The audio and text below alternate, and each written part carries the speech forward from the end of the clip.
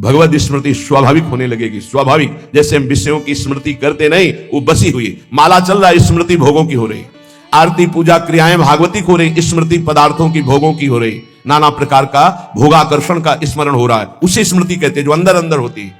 स्मृतिवान ही दिव्यता को प्राप्त होता है, इसलिए स्मृति को पकड़ो। श्रीपाद प्रबोधानंद जी महाराज, आप जिस वृंदावन में विराजमान है, महाउज्ज्वल परम धाम वृंदावन जिनको मिल गया, आप क्या मिलना बाकी रह जाएगा। बहुत बड़ी ये प्रेम सिद्ध भूमि है, यहां वास मात्र करने से भगवत प्राप्ति है। संपूर्ण प्रकृति, स्थूल सूक्ष्म कारण, इसका जो उल्लंघन कर जाते हैं वो ब्रह्म ज्योति में प्रवेश करते हैं। त्रिगुणात्मिका माया पर जो विजय प्राप्त करते हैं वो ब्रह्म तेज में लीन होते हैं। उससे भी परे जो एकांतिक भगवत प्रीति संपन्न है, उनका वैकुंठ में प्रवेश होता है। उससे भी उच्चतर और भगवान के विभिन्न लीला धाम है, उससे भी उच्चतर ये महाप्रेम रस समुद्र वृंदावन धाम है।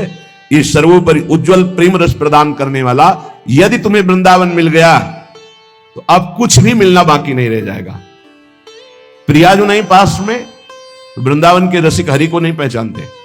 नित्य विहार रस के रसिक अगर आचार्य नहीं वहां सजनी स्वरूपा या हरिदासी स्वरूपा ललिता तो आंख उठा के जुगल जोरी को भी नहीं पहचानते। स्वामी जी कहां है? तो स्वामी जी तो अंतर ध्यान मेरे सहचरी वपू में लीन हो गए, प्राण निकल गए विठल विठल देव। हमारी आचार्य स्वरूपा गुरु स्वरूपा सहचरी पार्श्व में तब प्यारी जो प्यारी हरिवंश जोरी। कह रहे पक्की बात कह रहा हूं, केवल वाक चातुरता मत समझना, वृंदावन के बाहर अगर हरि भी हो तो आंख उठा के, ऐसा श्री भट्ट देवाचार्य, विपिन राज सीमा के बाहर कुछ है, एक दिव्यता, एक अद्भुतता, एक महामाधुर्यता। इसलिए उपासक को चाहिए कि यदि वृंदावन धाम का आश्रय मिल गया, कल एक संत भगवान ने प्रश्न किया कि आपके सत्संग से अपने इष्ट देव में बड़ी गाढ़ प्रीति भी होती है, पर बहुत से ऐसे साधक देखे जाते हैं जो अपने इष्ट देव की रति छोड़कर प्रियाजू के चरणों की रति में आ रहे हैं। तो इसमें आपका क्या भाव है उन लोगों के प्रति जो अपने इष्ट को छोड़कर आ रहे हैं? पहली बात कही कि चद्दर सही रंगा नहीं, अगर सही रंग गया है तो काली कामरी पर दूसरा रंग नहीं चढ़ता है। और दूसरी बात यह है कि जब प्रीति की बाढ़ आती है फिर ये नहीं दिखाई देता है कौन कहां कैसा, फिर तो प्रेम में ऐसी उमगन होती है, सर्वस्व त्याग कर आगे बढ़ता है। हमारे आचार्य चरण कहते हैं, जे अवतार कदम्ब भजत हैं धरि दृढ़ व्रत जुहिए, तेऊ मगि तजत मर्यादा बन बिहार रस पिए, रहो को काहू मन ही दिए, मेरे प्राणनाथ श्री श्यामा शपथ करो तृण छिए। जे अवतार कदम, कदम कहते समूह, जो अवतार लीला भगवान ने की, उन अवतार प्रभु के जो सुंदर रूप, सुंदर लीलाएं, सुंदर गुण, सुंदर महिमा, उनका जो भजन करते हैं, जब वो नित्य बिहारी श्यामा श्याम की प्रेम लीला के रसिकों का संग पा गए तो ऐसी उमगन होती कि वो अपनी उपासना छोड़कर उनके रंग में रंग जाते हैं। हरिवंश महाप्रभु कहते हैं वो अनन्य रामोपासक थे। तो उनका ये बात बहुत जोर की लगी कि शायद वो अपने इष्ट में प्रीति नहीं कर पाए, इसलिए ऐसा हो गया। उनका ऐसा भी नहीं, प्रेम की उमगन घसीट लेती है। का ऐसा कैसे हो सकता? उनका ऐसे हो सकता है जैसे तुलसीदास जी और नंददास जी सगे गुरु भाई हैं। तो जब नंद नंदन ललित त्रिभंगी मुरली मनोहर की रूप की चपेट पड़ी तो नंददास जी आसक्त चित्त होकर नंद नंदन की उपासना में तन्मय हो गए। तिलक बदल गई, छाप बदल गई, आराधना बदल गई। तो गोस्वामी जी ने पत्र में लिखा कि गुरु भाई, हमारे राम जी में क्या कमी थी जो श्याम जी के भजन में डूब गए? तो उनका भैया यहां कमी की कोई बात नहीं थी, हे बावरा मन बंसी की तान सुनकर लुट गया। अब क्या कहें हम?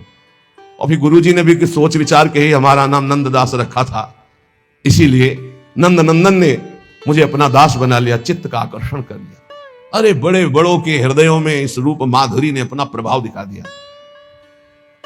ये ऐसा रस है, सच्ची कहते हैं, ये ऐसा रस है कि ज्ञान मार्ग, योग मार्ग, भक्ति मार्ग, कर्म मार्ग, विषय मार्ग, किसी भी मार्ग का जीव एक चपेट मारी और अपना बना लिया। तुलसी घाट में 80 घाट के बिल्कुल समीप ही है।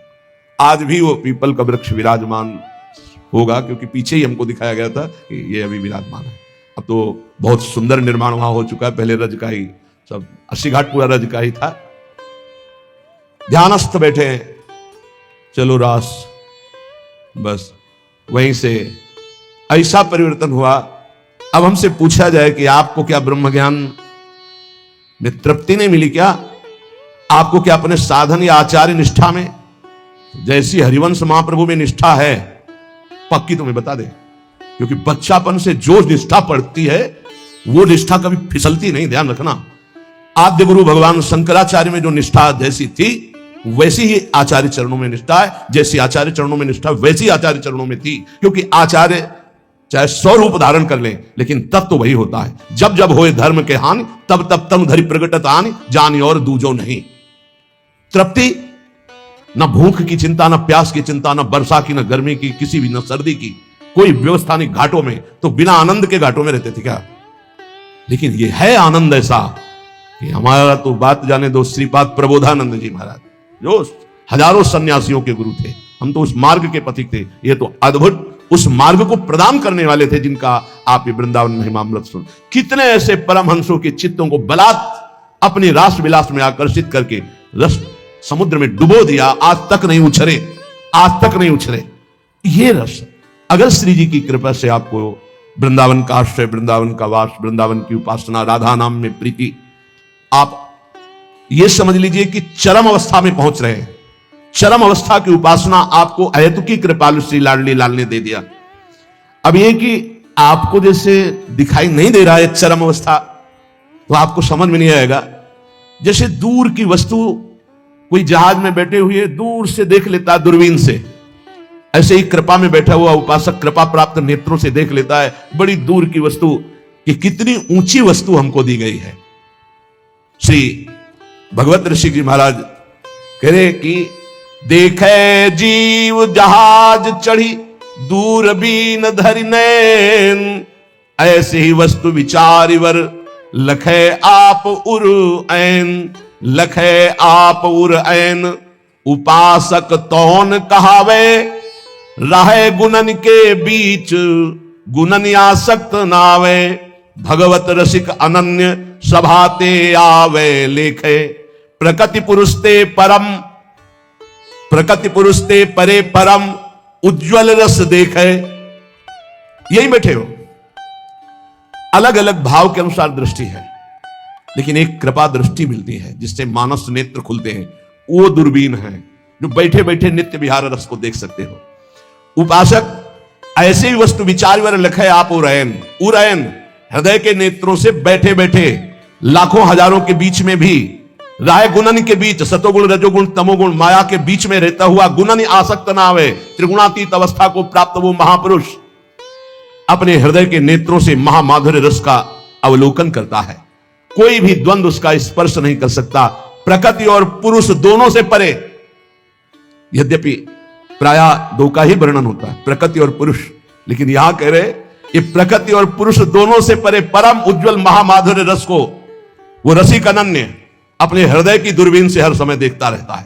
प्रकृति और पुरुष दोनों से परे, तभी कहते हैं विपिन राज सीमा के बाहर हरिहु को। ये एक अद्भुत रस है वृंदावन का। ये आश्रय ले लो, चाहे लाखों कोस दूर हो, तो यही रस आपके हृदय में प्रकाशित होगा। जैसे पूज्य बाबा श्री राधा बाबा, भाई जी श्री हनुमान प्रसाद पोदार जी और शास्त्रों अनुगामी जन प्रिया प्रीतम के प्रेम रस में निमग्न हुए गोरखपुर गीता वाटिका पर। रजरानी वृंदावन की आश्रय, वृंदावन का आसक्ति प्रिया प्रीतम के चरणारविंद की वृंदावन से ही प्राप्त हुई। इसलिए अपने को जो मिला बहुत जोर की बात मिल गई। राधा नाम प्रिया प्रीतम के चरणों का आश्रय, श्री स्वामी जी के कृपा प्रसाद से कुछ दुर्लभ नहीं रहेगा, सब कुछ प्राप्त हो जाएगा। धैर्य पूर्वक अपने मार्ग को पकड़ के चलते रहो। हमें सत्संग सब सुनना है, पर यह नहीं भूलना कि हम किस मार्ग के पथिक हैं। महापुरुषन ने सब रस गायो, देखनो यह है कि उनको हियो कहां ठहरानो, ताको गहनो। सत्संग में सब धर्म की बात होगी, लेकिन आपको अपने अनन्य धर्म की बात पकड़नी और अपने मार्ग में चलना है। अवधूत श्री दत्तात्रेय जी महाराज, यदि तुम भगवत मार्ग में चलना चाहते हो, भगवत प्राप्ति करना चाहते हो, तो कह रहे त्यक्त संगो, किसी का भी संग स्वीकार ना करें। ये बहुत खास बात साधना में है। अपना जीवन में प्रभु और गुरुदेव के सिवा कोई संगी नहीं होना चाहिए। ये देखो, अगर महापुरुषों के वचनों को स्वीकार न किया जाएगा तो फंसने में देर नहीं लगती, मिनट नहीं लगती फंसने में, मिनट कहने में देर लगती, फंसने में देर नहीं लगती। इस भोगों का राग, संपत्ति का राग, पद का राग, ये सब संग के अंतर्गत आता है। संग का मतलब किसी व्यक्ति से ही नहीं है, व्यक्ति, वस्तु, स्थान सबसे है। ज्ञान का वर्णन कर लेना और स्थिति में रहना बहुत कठिन बात है, बहुत कठिन बात है, बहुत कठिन बात। पूज्यपाद सिवड़िया बाबा जी महाराज जब गंगा किनारे भ्रमण करते थे तो कानपुर के आगे एक स्थान पर योग वासिष्ठ का प्रवचन कर रहे थे। ऐसा आत्मज्ञान का वर्णन कर रहे थे, बाबा को पूरा लगा कि ये बोधवान पुरुष है।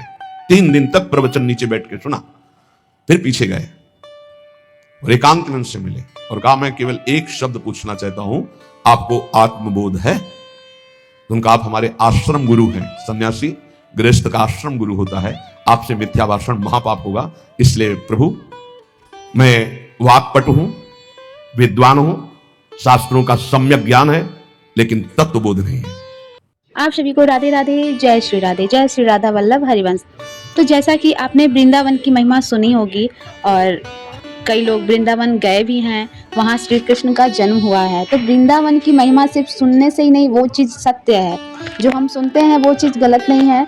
वहाँ पर अगर जो लोग अच्छे काम करके वो मृत्यु को प्राप्त हो रहे हैं तो उन्हें मोक्ष प्राप्ति होता है। श्री कृष्ण दोबारा उस इंसान का जन्म होने नहीं देंगे मृत्यु लोक में। अगर जो लोग वृंदावन में बुरे कर्म करते हैं, वहाँ पर रह के भी पाप कर रहे हैं, तो फिर उनके साथ बहुत ही बुरा होने वाला है। इसलिए अभी से भी सतर्क हो जाएं। तो वृंदावन सिर्फ ऐसे ही वृंदावन नहीं है, वहाँ भगवान श्री कृष्ण का जन्म हुआ है, उनका बचपन वहीं बीता है। निधिवन, जहाँ आपने नाम सुना होगा, निधिवन में अभी भी लोग बोलते हैं कि भगवान श्री कृष्ण रात में रासलीला करते हैं। अगर आप वृंदावन नहीं गए हो तो एक बार वहाँ से हो करके आइए और फील आपको क्या होगा वहाँ पर, आप जरूर से मुझे कमेंट्स कीजिएगा। क्योंकि वृंदावन सिर्फ एक जगह नहीं है, वृंदावन सिर्फ एक नाम नहीं, तो वहाँ स्वयं श्री कृष्ण निवास करते हैं, जहाँ उनका बचपन बीता, जहाँ उनका जन्म हुआ। तो इसलिए उसे सिर्फ एक जगह ना समझे, वहाँ पर जाएं और क्या फील होता है आइएगा कमेंट्स में। अगर आप गए हो तो भी मुझे बता सकते हो कि आपको वहाँ जाकर के क्या फील हुआ। आप लोगों से मिलते हैं नेक्स्ट वीडियो में। आप सभी को राधे राधे, जय श्री राधे।